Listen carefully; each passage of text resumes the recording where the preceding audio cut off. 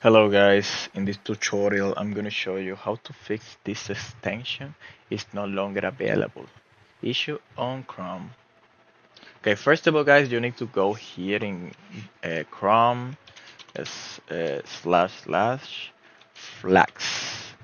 Okay, and then look for or search here for manifest v2. Okay, this is extension. And the second step is 3 items should appear, okay, and set all 3 disable and restart Chrome.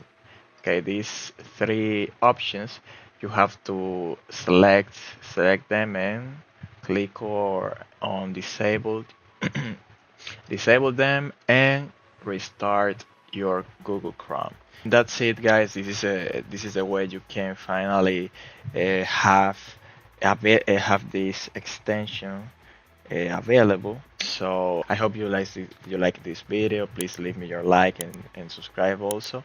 And thank you for watching. See you next video, guys.